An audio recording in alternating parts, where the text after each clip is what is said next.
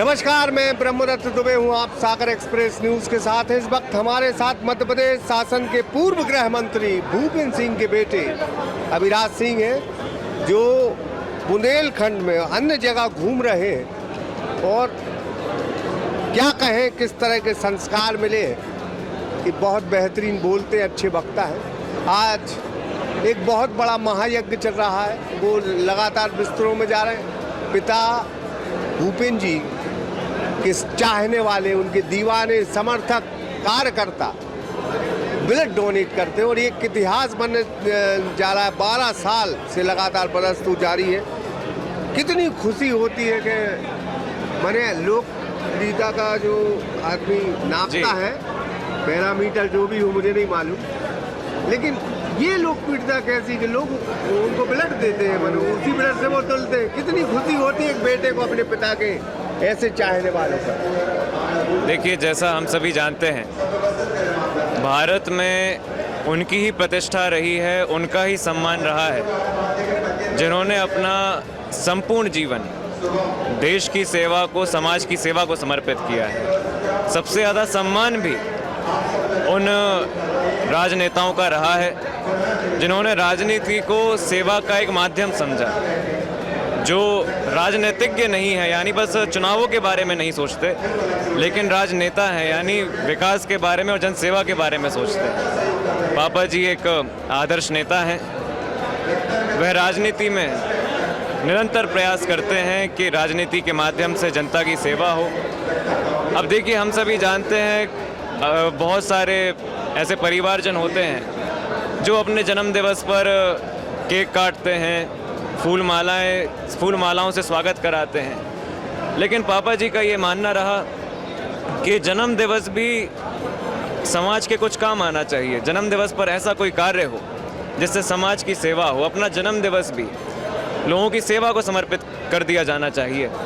इसलिए उन्होंने 11 वर्ष पूर्व यह संकल्प लिया कि वह अपने हर जन्म दिवस पर रक्तदान शिविर आयोजित कराएंगे।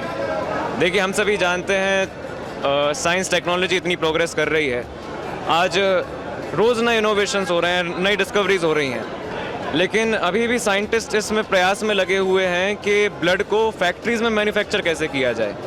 पर अभी तक ये टेक्नोलॉजी हमारे पास नहीं है कि ब्लड मैन्युफैक्चर हो सके। रक्तदान जीवन बचाने का सबसे अच्छा माध्यम है, क्योंकि रक्त को मैन्युफैक्चर नहीं किया जा सकता, ये मनुष्य ही मनुष्य को देता है।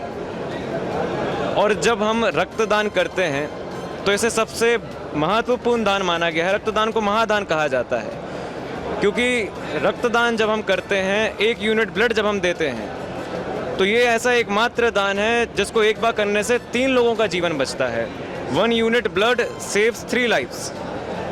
तो आप सोचिए कि 11 वर्षों के इस समय में 11 वर्षों में 13,112 यूनिट ब्लड एकत्रित हुआ, 13,112 यूनिट, और 1 यूनिट 3 लोगों का जीवन बचाता है। तो करीब 40,000 लोगों का जीवन रक्तदान शिविर से बच चुका है।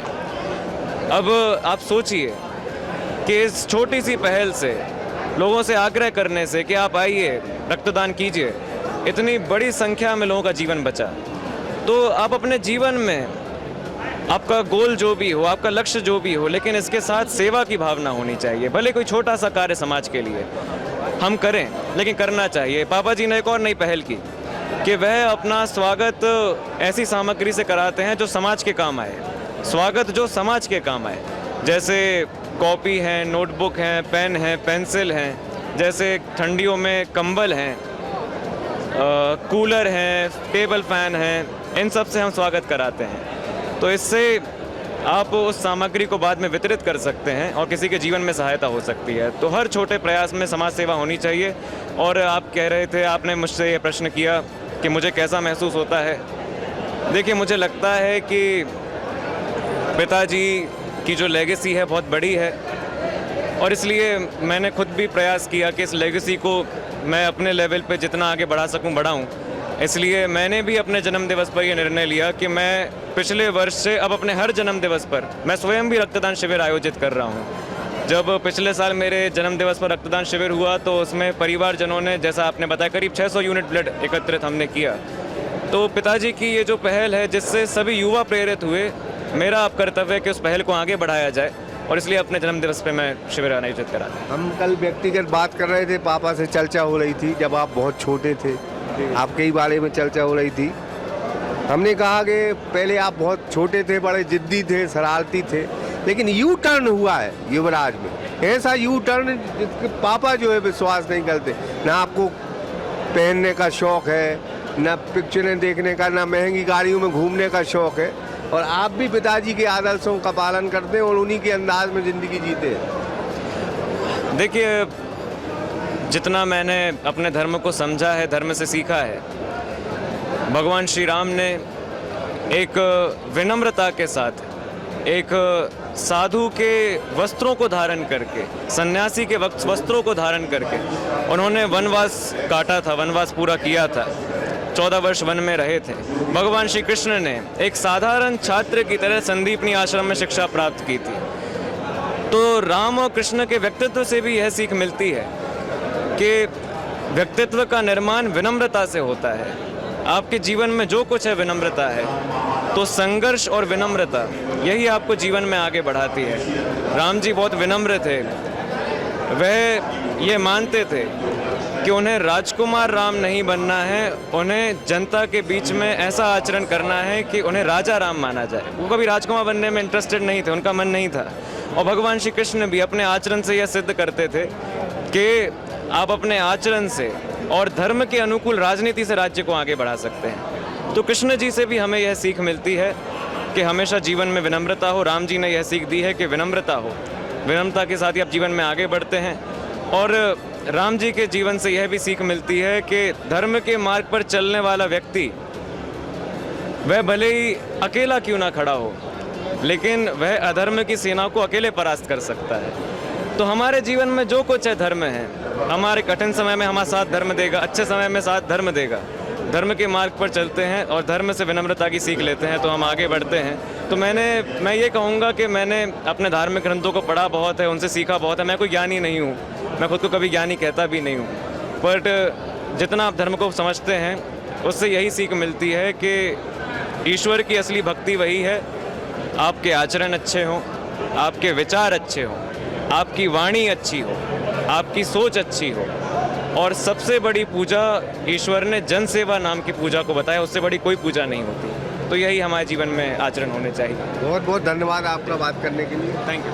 तो ये अविनाश सिंह थे जो बता रहे थे कि धर्म के रास्ते पर वो चले हैं, पिता से जो कुछ सीखा है वही अब जो है जनसेवा के तौर पे वो कर रहे हैं।